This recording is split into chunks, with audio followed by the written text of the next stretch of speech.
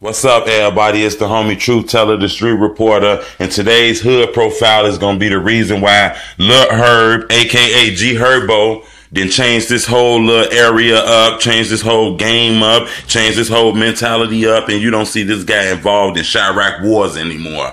And I'm gonna tell you why. You feel me? Because the guy got something to live for.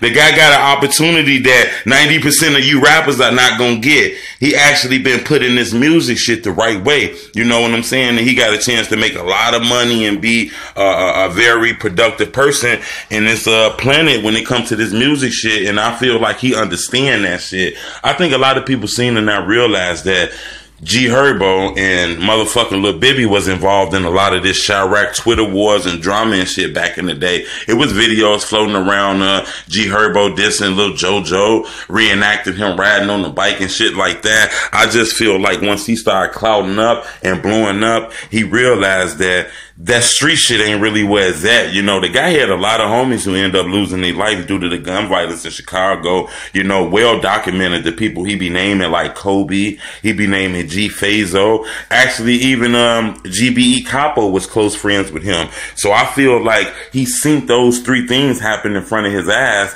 and he realized that this wasn't the move to make, especially when a person give you an opportunity to make $1 million. You got to sometimes leave that bullshit alone, and it seemed like that's what he doing with patching up things with Rico Reckless. I'm not sure if they really ever had a real beef, but the fact that, you know, Herbo did kind of throw disses at a close friend of Rico Reckless, which is Lil JoJo, might have caused the issue. I think Herbo is one of those dope artists. To me, he popped off when Chief Keef popped off. To me, I feel like when the drill popped off, it was only a few artists who was really there in the beginning, like King Louis, maybe Chief Keef, maybe Dirk, Fredo Santana, and I recall Lil Herb and Lil Bibby being right there when this drill shit first popped off, and it seemed like he made the right moves. You know, he's still an independent artist. I heard he did sign like a minor distribution deal that's probably helping him out a lot, but I can see G Herbo really doing this shit in the long run. Don't get me wrong, he made the freshman list a couple years ago.